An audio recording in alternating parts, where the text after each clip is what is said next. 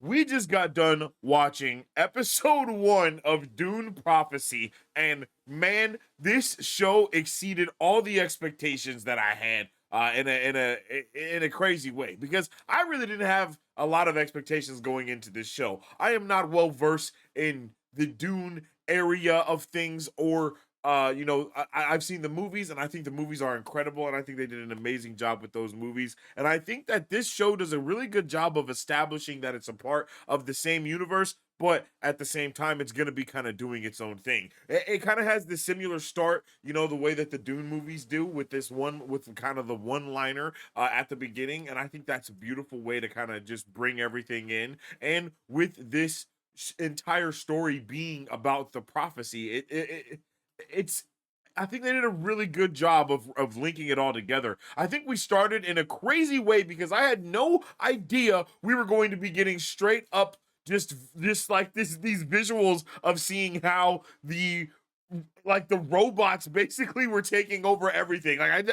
I wasn't ready for that, and it was amazing to see. That was one hell of a way to start this episode, for real. And then I really enjoyed the way that we kind of get this exposition mixed with the showing and the telling, and I like when we kind of get that aspect of things, right? When we're able to kind of get the visual aspects of what's going on while we're also hearing the main character kind of explain it to us. And it kind of, I don't want to say it holds our hand, but we are properly led through the lore in order to get to a place of understanding. Okay, this is we understand this world and universe and where we came from point A to point B. And I think it's really cool actually that they put so much lore in these episodes, because before we actually checked this episode out, we were watching kind of some lore videos to kind of get us ready for this episode, for this show.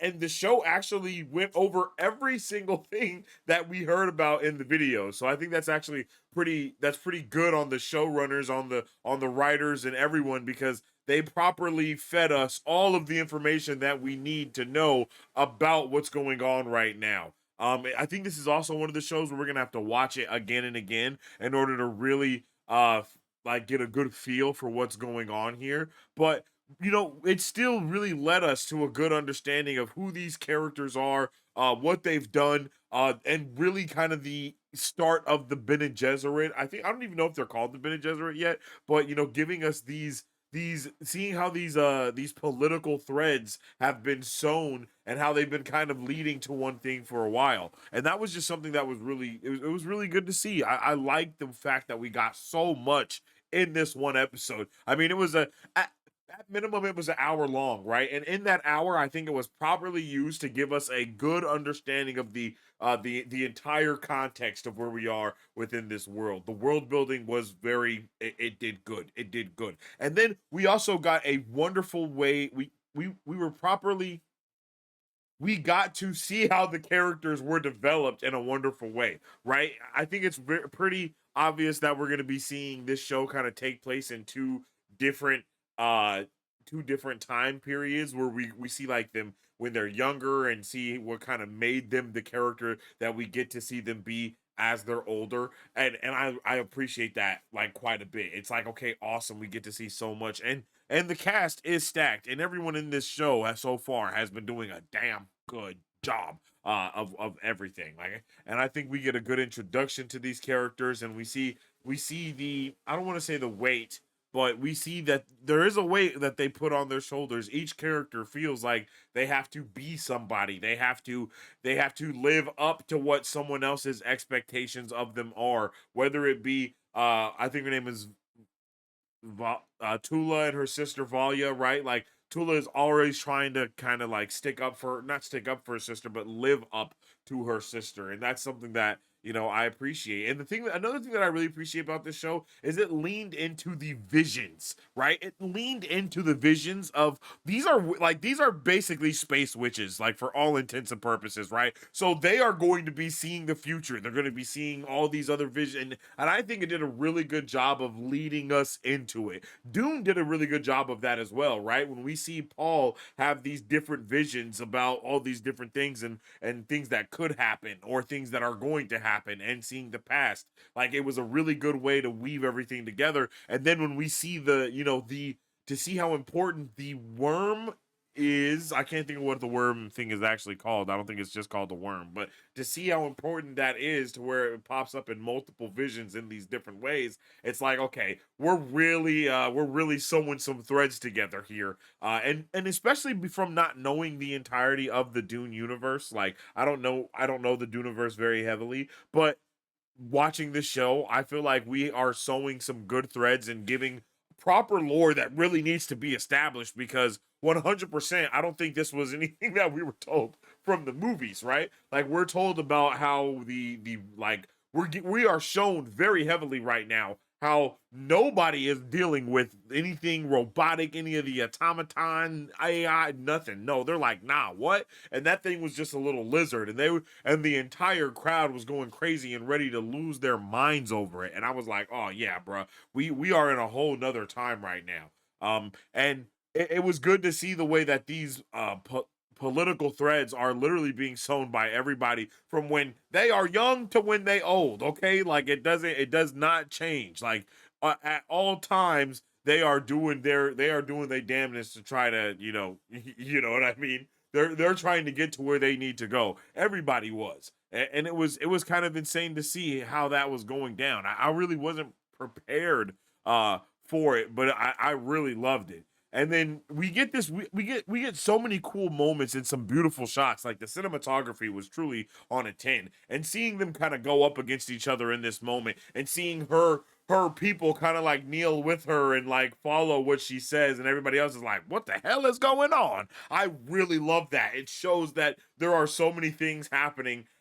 There's so many things going on. And Valia she was not going for it, right? She wasn't going for it. She wasn't letting shit slide. And I love the way that this show, everything is going to be compared to Game of Thrones. Obviously, that's just what it does. But I think this show does a proper job of sitting its of being separate, setting itself aside, setting itself apart. There we go. I think it does a really good job of setting itself apart from something like a Game of Thrones, or like even like The Expanse and these other shows that are very, broad, and they have all of these narratives and going on. Like I think it's really a solid, this does a good job of holding its own weight already. And I mean, of course there's two movies that are prior to this, but basically it fits well with those two movies. Like I don't think that the production value has went down too much through it, you know what I mean? Like things look just as damn good. Like the beginning of this, again, the beginning looked incredible. I was not prepared to start. I was not prepared to start the show with the just giant robots fighting. Like that was beautiful. That was beautiful. It looked awesome from the jump. And I think that the rest of the show, even from what we saw from the what we'll see next, like look at this, look at that, beautiful. This is beautiful. I love it. I actually want a movie all about this. Give me this in a movie. Give me how we got to this point in a movie right now. You know what I'm saying? Like that's how I feel about that. It looks so good. Like I need to know what got us to that point. But and then it was also crazy to see. This is 10,000 years ago, mind you. So there are so many world building things that are getting built upon in this one episode, all the way down to, or well, not necessarily down, but all the way up to when we see these two arguing, right? And then she first uses the voice, like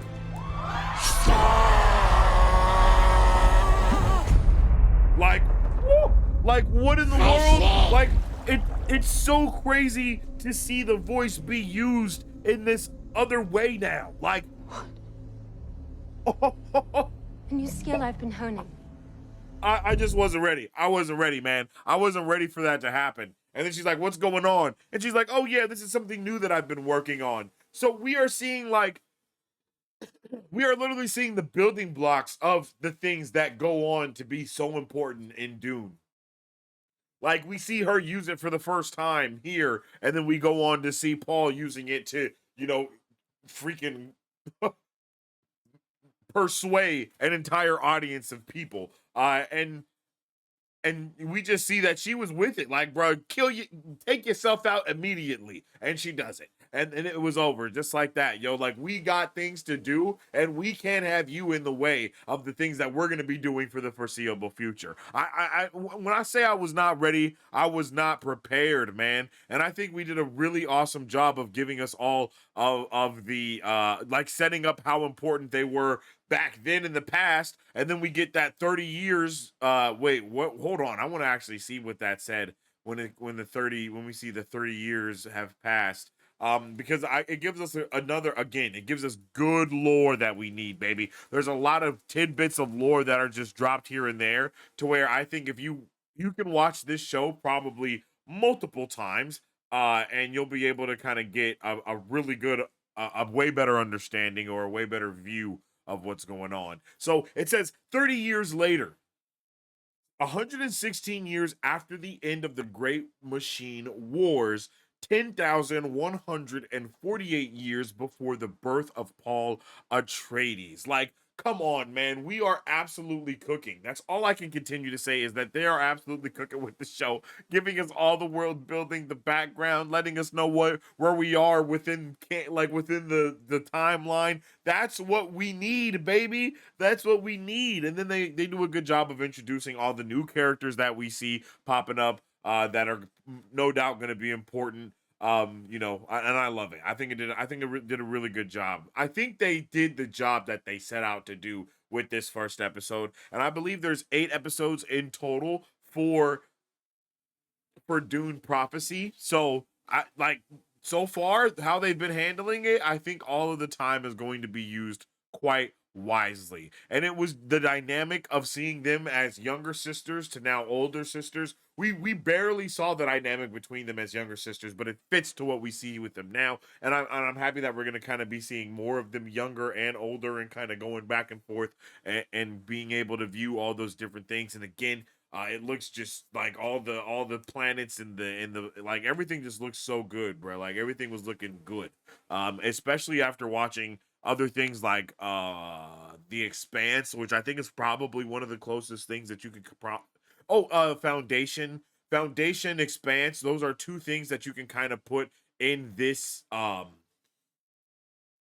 bubble of, like, futuristic type of things going on, but also it's not very futuristic, because it's still like, uh you know what I mean, it's futuristic and it's not futuristic at the same time. I think they did a very good job of blending those two things together. And Mark Strong, holy, like, we just saw him in the Batman, and now he's back again, and he's doing an even better, like, he's doing an incredible job. Loved the use of the sign language between the Bene Gesserit here, showing how much they really do control everything. We got to see how the we got to see so many layers. This episode was layered in so many ways, like with lore, and just allowing us to understand what can happen next. And even in the movies, after this one episode, I feel like we could understand a lot about the Bene Gesserit. I feel like you could go and watch Dune right now and have an even different perspective just from this one episode of knowing all of this new lore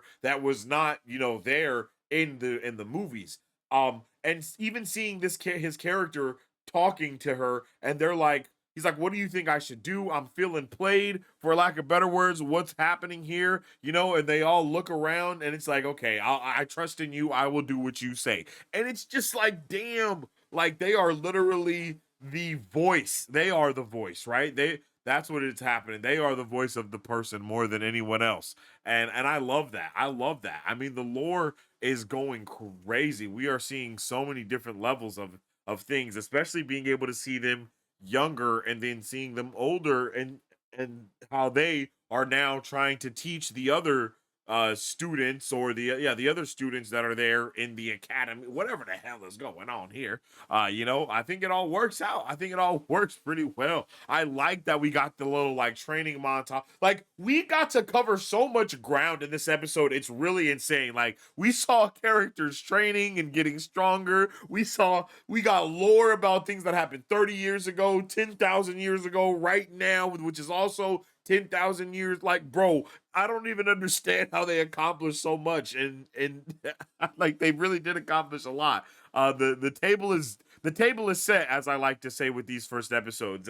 That's the thing that I try to look for the most, is when we have a first episode, does it set the table? Do we know, have we sat down? Did we get a menu? Did they take our order? Did they ask if we wanted drinks? Did they bring said drinks? And now are we eating appetizers? Like, that's what I need to happen in a first episode, and I think that is exactly what occurred here. I can't remember any of these characters' names right off the top of my head at this moment, but I really like this dude, and he reminded me of I can't think of bruh's name. Oh my gosh, I can't think of his name, but he's in Sons of Anarchy. He's in, I think, King Arthur, if I'm not mistaken. And he's also in Zack Snyder's Rebel Moon as a similar character like this, and that's what it made me think of immediately. And I think that was awesome too. I think they did a really good job of giving us these characters point of views, man. Like, not even point of views, but they're what their desires. Like, we know what every character wanted, and I don't know how we were able to do that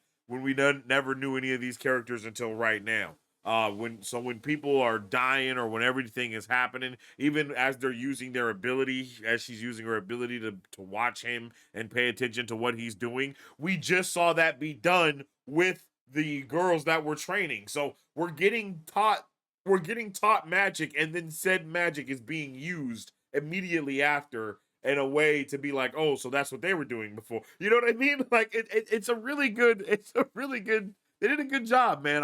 I'm not surprised because Dune was already amazing, but I am surprised because I didn't think we were going to be getting so much ground covered in this first episode, but we really did.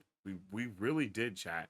And then we also find out that I can't remember anyone's names right now because we just watched the episode. But Lil Bro right here, I knew from the start that he was gonna be a menace because he pulled up looking like Bully. If y'all have ever played the game Bully, you know exactly what I'm talking about. Like, that's what Lil Bro looked like. I immediately was like, oh, this is look at him. Look at the wee lad. He looks like someone. He actually looks like somebody. Wait, hold on. I can't think of who the wee lad looks like, but I know that I was just knew he was gonna be a menace. You know what I mean? You know when you see a kid and you be like, ah man, he's about to mess with me, ain't he? That's how I knew he was gonna be tripping. And he was. He was in fact tripping like that. Um and we proceed to see a marriage.